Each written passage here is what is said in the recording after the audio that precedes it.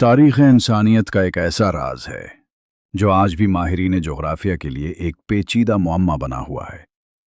کیا واقعی زمین کے کسی حصے میں لوہے اور تانبے سے بنی کوئی ایسی عظیم دیوار موجود ہے جو آج بھی ہماری جدید سیٹلائٹ ٹیکنالوجی کی نظروں سے پوشیدہ ہے؟ یہ داستان کسی افسانے سے نہیں بلکہ بغداد کی شاہی لائبریریوں میں محفوظ ایک قدیم تاریخی روایت سے شروع ہوتی ہے۔ یہ واقعہ تیسری صدی ہجری کا ہے، جب عباسی خلافت کے طاقتور حکمران خلیفۃ الواسق باللہ نے ایک خوفناک خواب دیکھا۔ اس خواب نے اس دور کی عظیم سلطنت کے فرمان روا کو بے چین کر دیا۔ اس نے خواب میں دیکھا کہ ذوالقرنین کی تعمیر کردہ وہ عظیم دیوار جو یاجوج ماجوج کے فتنے کو روکے ہوئے ہے، ٹوٹ رہی ہے۔ تاریخی روایات کے مطابق خلیفہ اس خواب کے بعد سخت پریشان ہو گیا اور اس نے ایسے شخص کی تلاش شروع کی جو صرف جنگجو ہی نہ ہو بلکہ ایک محقق، ماہر زبان اور جغرافیہ دان بھی ہو۔ اس اہم اور خطرناک مہم کے لیے ایک شخص منتخب کیا گیا جس کا نام سلام ترجمان تھا۔ سلام کوئی عام آدمی نہیں تھا۔ روایت ہے کہ وہ 30 سے زائد زبانیں روانی سے بول سکتا تھا۔ اس زمانے میں جب جدید نقشے اور رہنمائی کے ذرائع موجود نہیں تھے، وہ ستاروں کی مدد سے راستے تلاش کرتا تھا۔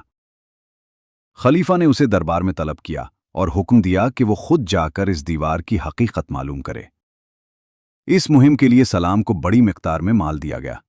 50 مضبوط افراد اس کے ساتھ روانہ کیے گئے اور 1 سال کا سامان فراہم کیا گیا۔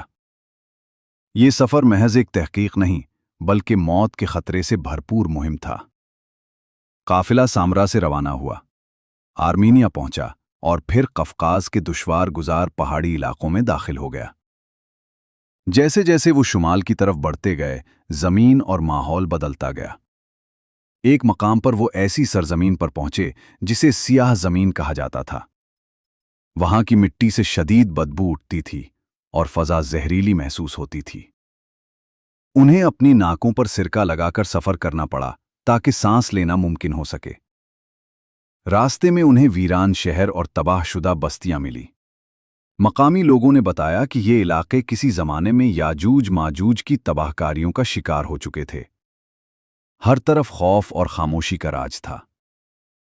16 ماہ کے طویل اور دشوار سفر کے بعد وہ ایک عظیم پہاڑی درے تک پہنچے جہاں 2 بلند پہاڑوں کے درمیان ایک دیویکل رکاوٹ موجود تھی۔ یہی وہ مقام تھا جس کی تلاش میں وہ نکلے تھے۔ سلام نے بیان کیا کہ یہ دیوار پتھر کی نہیں بلکہ لوہے کی بڑی بڑی سلوں سے بنی تھی جنہیں پگھلے ہوئے تانبے سے جوڑا گیا تھا۔ دروازہ انتہائی وسیع تھا اور اس پر ایک بہت بڑا مضبوط تالا لگا ہوا تھا۔ اس نے اپنی آنکھوں سے اس کی حقیقت جانچنے کے لیے اس کی سطح کو خراش کر دیکھا، جس سے واضح ہوا کہ یہ واقعی لوہے اور تانبے کی ساخت ہے۔ وہاں موجود محافظوں نے بتایا کہ وہ ہر جمعہ کو اس دروازے پر ضرب لگاتے ہیں اور دوسری جانب سے آوازیں سنائی دیتی ہیں، گویا کوئی طاقت اس کے پیچھے موجود ہو۔ سلام نے تحقیق کے بعد اطلاع دی کہ دیوار محفوظ ہے اور اس میں کسی قسم کی دراڑ نہیں۔ یوں خلیفہ کا خوف وقتی طور پر ختم ہو گیا۔ تاہم سوال یہ باقی رہا کہ وہ مقام حقیقت میں کہاں تھا۔ بعض ماہرین اسے قفقاز کے علاقے دربند یا داریال کے دروں سے جوڑتے ہیں، جبکہ کچھ کا خیال ہے کہ یہ مقام اب ہماری نظروں سے پوشیدہ ہو چکا ہے۔ بعض محققین نے اس واقعے پر سوالات بھی اٹھائے، مگر یہ داستان تاریخ میں محفوظ رہی۔ واپسی کا سفر انتہائی سخت ثابت ہوا۔ قافلے کے اکثر افراد بیماری اور مشقت سے ہلاک ہو گئے اور 50 میں سے صرف چند افراد زندہ واپس پہنچ سکے۔ سلام نے اپنی مکمل رپورٹ خلیفہ کے سامنے پیش کی، جو آج بھی تاریخی کتب میں محفوظ ہے۔ اس داستان سے ایک اہم سبق ملتا ہے کہ انسان کی جستجو اور تلاش اسے دنیا کے آخری کنارے۔ تاریخ میں بے شمار راز دفن ہیں جو ابھی تک آشکار نہیں ہوئے۔ دنیا شاید اس سے کہیں زیادہ پر اسرار ہے جتنا ہم سمجھتے ہیں، اور سچائی اکثر خوف کے پردوں کے پیچھے چھپی ہوتی ہے۔ تلاش کا سفر ہمیشہ جاری رہتا ہے۔